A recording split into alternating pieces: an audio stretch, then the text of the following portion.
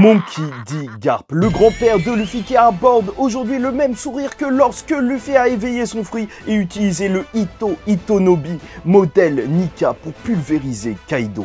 Et aujourd'hui, on le voit encore une fois, probablement le Itonomi modèle Saitama. Attendez, je crois qu'il y a un petit problème, en fait, il a pas de fruit du démon. Il a fait ça sans aucun fruit du démon.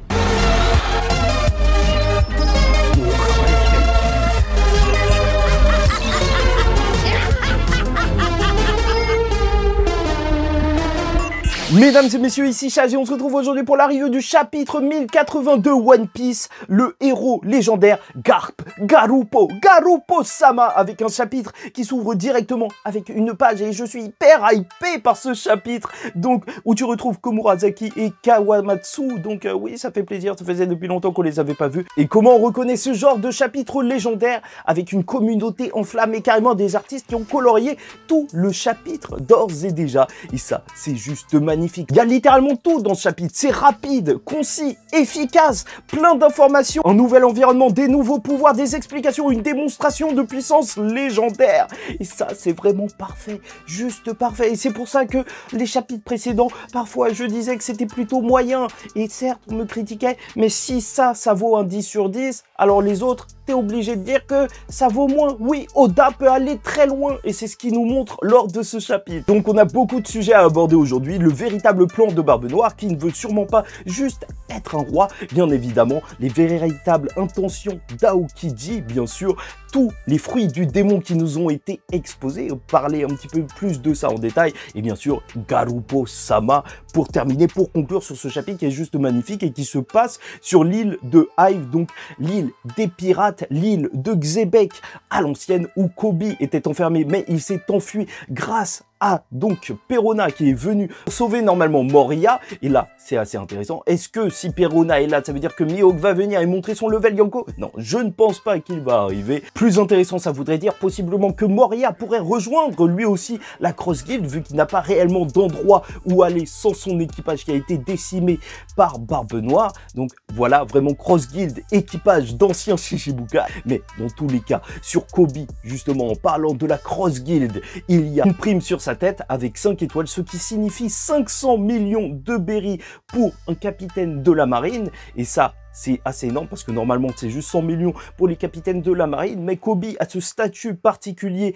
de héros de la marine lui aussi. C'est donc sur son sauvetage que va se concentrer ce chapitre. Parlons tout de suite des fruits de l'équipage de Barbe Noire, étant donné que bien sûr sur cette île il se passe beaucoup de choses. À l'ancienne c'était même un endroit où on vendait des esclaves, mais surtout c'est une île qui est contrôlée par Avalo Pizarro, oui, le roi déchu, qui peut carrément contrôler le crâne de l'île, étant donné qu'il a mangé le fruit, justement, de l'île, pas la ville. Et donc, grosso modo, même si on pourrait se demander, en réalité, ce qu'il peut faire, bah, il peut tout contrôler sur cette île, tout ce qui est inanimé, et en gros, c'est un Pika sous stéroïde, tu vois. Pika, c'est devenu un monstre, une force de la nature, grâce à son fruit qui contrôlait, justement, la Terre. Là, il peut contrôler l'île tout entière. Et imagine juste à quel point ça peut être dévastateur. Quand il y a des milliers de marines, des milliers de personnes qui se ramènent sur l'île, il a juste à les éjecter parce que c'est l'île entière qu'il contrôle. Et bien sûr, il y a aussi Vasco Shot qui a vu le manger, le fruit de la liqueur. Mais donc, voilà, qu'est-ce que ça veut dire? Est-ce qu'il peut rendre bourré les gens? Il semblerait bien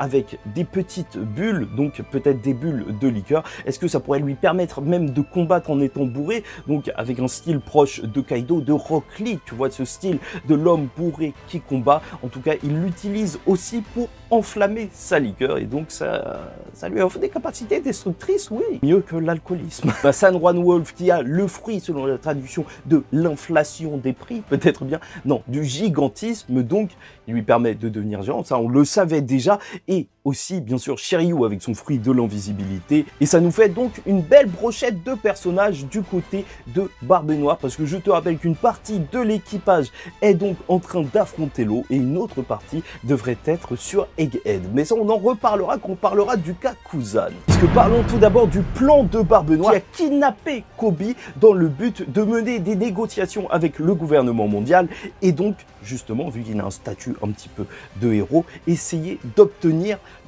pour lui, justement, le fait que l'île soit d'un royaume et que lui en devienne un roi. Donc Barbe Noire pourrait siéger à la rêverie. Sauf que sans rentrer dans le détail, Aokiji il dit que ça ne va pas marcher parce que Kobe fait partie des Swords et donc les Swords ils sont marines tout en n'étant pas marines. Sauf que pour Barbe Noire, le statut de héros qu'a Kobe fait qu'ils ne l'ignoreront pas. Le gouvernement mondial ne pourra pas rester en dehors de ça. Et ça, c'est très intéressant parce qu'on sait que Barbe Noire est manipulateur. Et donc, lorsque Kobe, il est en train de sauver les civils et essayer de détourner l'attention sur lui, on peut se dire, et moi, je m'imagine bien, justement, que si on nous montre la population qui trouve Kobe incroyable sur l'île, qui est en train de se sacrifier pour les sauver, alors Barbe Noire va faire exprès de les laisser s'échapper, qu'ils répandent la nouvelle autour du monde que Kobe les a sauvés. Et que donc, en réalité, il faudrait sauver Kobe et là, le gouvernement mondial serait obligé d'accepter le plan même de Barbe Noire. Mais ça peut même aller bien plus loin que ça, mais on en reparlera à la fin de la vidéo.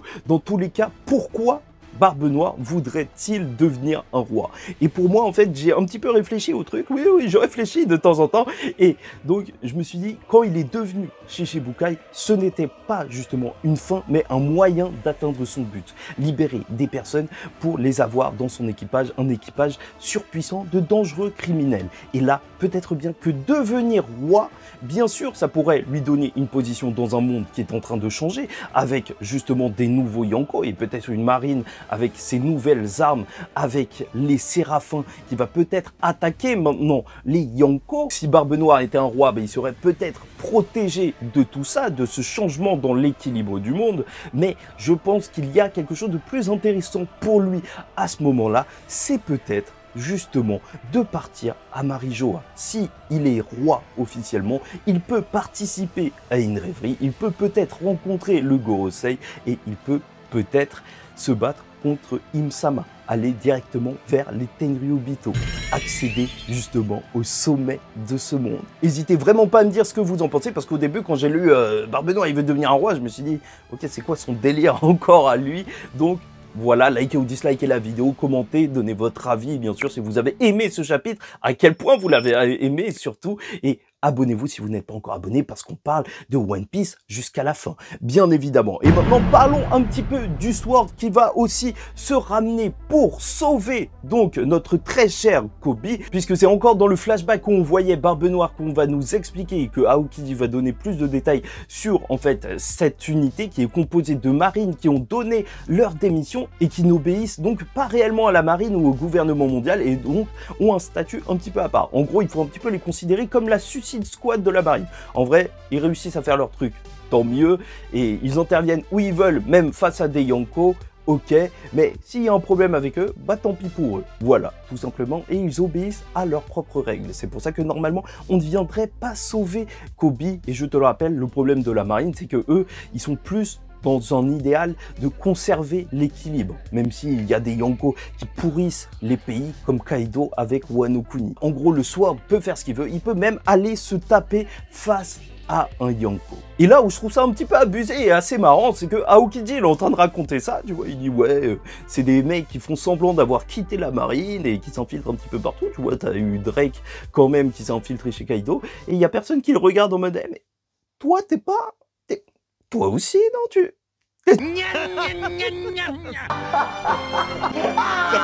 Tu vois, il est quand même ultra suspicieux. Alors que je vous rappelle que les membres manquants donc de l'équipage de Barbe Noire et qui sont probablement partis sur Egghead sont donc Kuzan, Aokiji qui pourrait donc se révéler être un membre du Sword durant l'arc d'Egghead véritablement sur cette île, et plus intéressant encore, si Katarina Devon n'est nulle part, elle est peut-être elle aussi partie pour Egghead, et là ça peut faire énormément de bruit, ça peut faire juste n'importe quoi. Barbe Noire là a une porte d'entrée juste énorme, alors que Saturne se dirige vers l'île.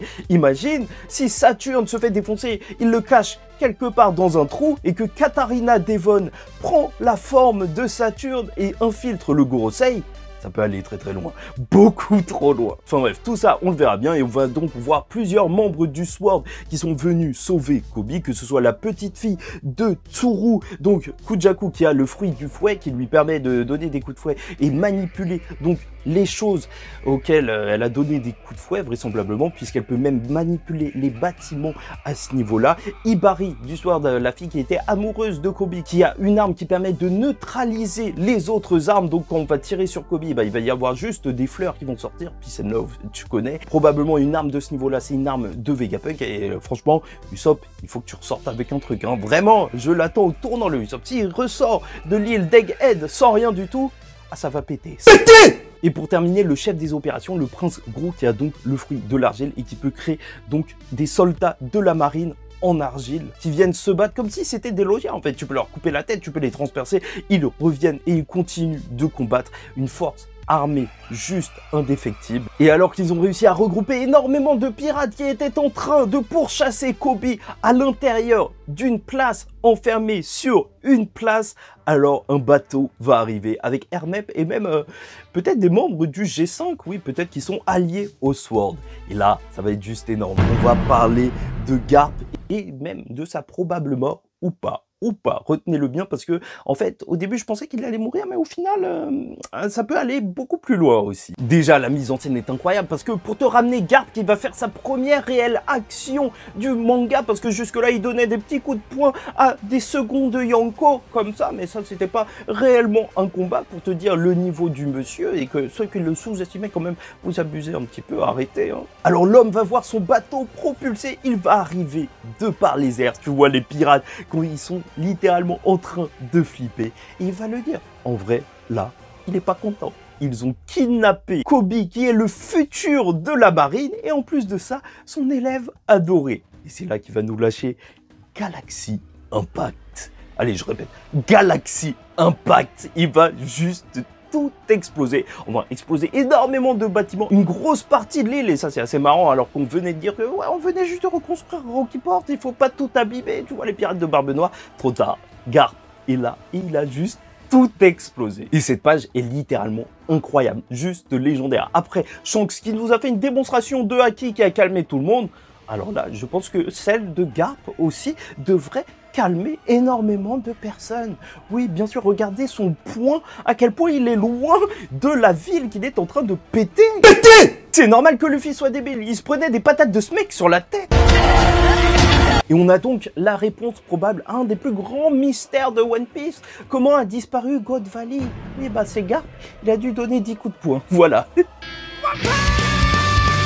Et là, bien évidemment, on se souviendra même de Sengoku qui avait appelé toute la marine, tous les Shichibukai pour affronter Barbe Blanche, un équipage de Yonko, et Garp, lui, qui se ramène juste tranquillement chez Barbe Noire. Il demande d'aide à personne, il y a 4-5 mecs qui se sont ramenés, ok, et il gère ça tout seul.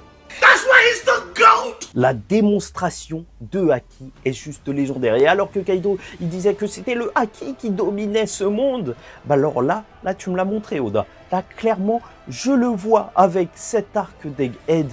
Oda nous le montre, les fruits du démon.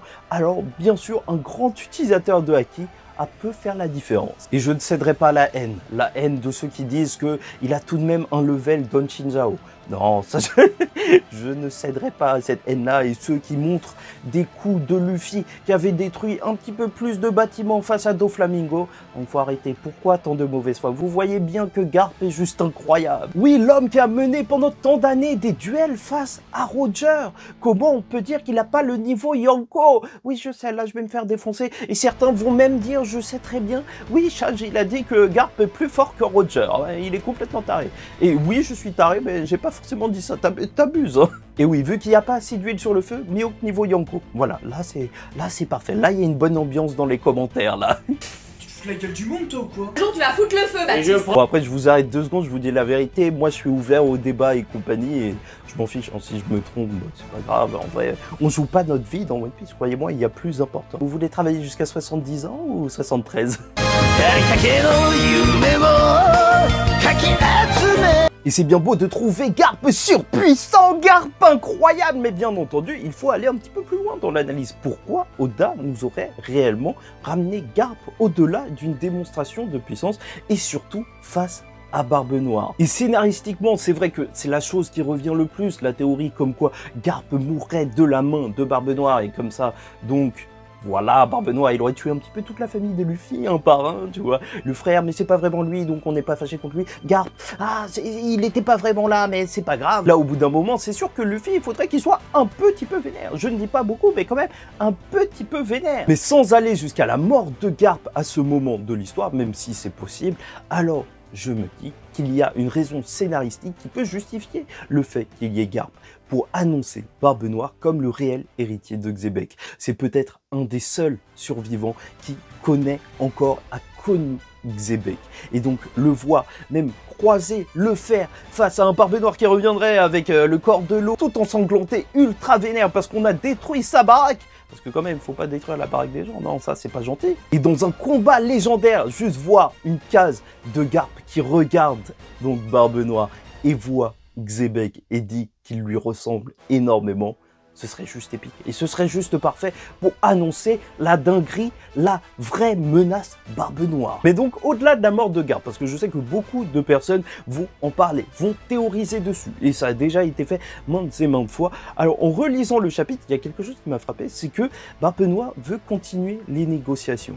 Comment et pourquoi, ça c'est assez intéressant, et surtout si c'est son réel objectif, sachant que Barbe Noire a toujours ce qu'il veut, a toujours un coup d'avance sur les autres, alors peut-être bien qu'il y avait plus que Kobe qu'il cherchait, peut-être qu'il savait les liens entre Kobe et Garp. En même temps, c'est son élève, donc c'est pas ultra compliqué à deviner. En plus, il y a Kuzan qui traîne tout le temps à côté de lui. Et assez logiquement, si Kobe ne suffit pas à mener une négociation avec le gouvernement mondial, par contre, le véritable héros de la marine, celui qui est connu à travers le monde entier, si il est kidnappé par Barbe Noire et que la marine ne fait rien, même si elle aime pas trop Garp parce que Garp il fait un petit peu n'importe quoi, elle n'aura plus d'autre choix que de négocier. Et c'est peut-être là la porte véritablement d'entrée de Barbe Noire vers le gouvernement mondial. Après ça c'est une idée comme une autre. Mais quoi qu'il en soit, que Garp meure ou ne meure pas, il va tomber. Car la fin de l'ancienne ère a commencé avec Barbe Blanche